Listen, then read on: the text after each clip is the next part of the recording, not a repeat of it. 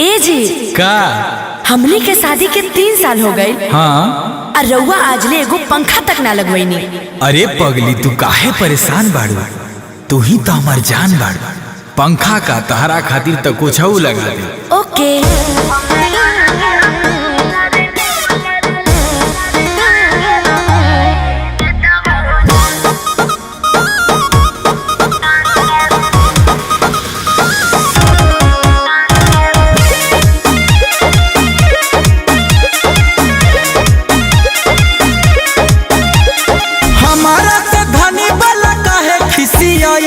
सुतही के बेरी तो हो मुहावा फुलाइलू।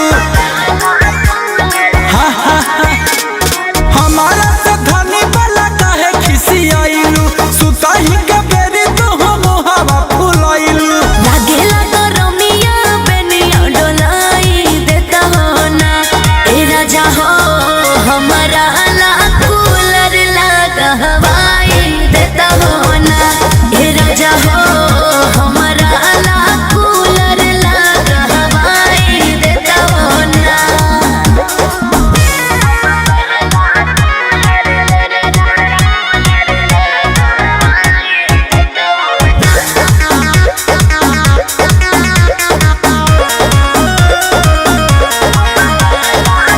जहिया से आयने घर में गरमी से मुआ तानी।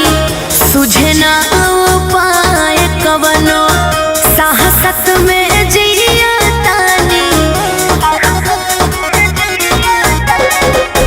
जहिया से आयने घर में गरमी से मुआ तानी। सुझे ना उपाय कवनो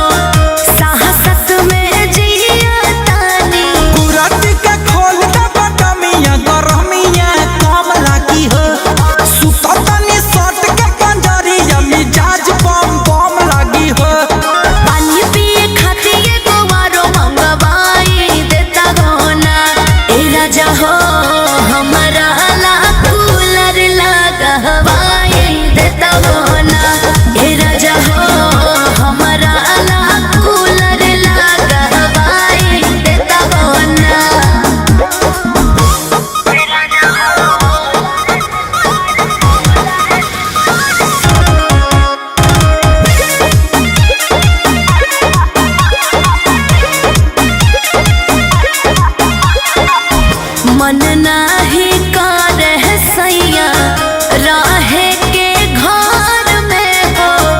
एकरा लेनी मन रहे रहती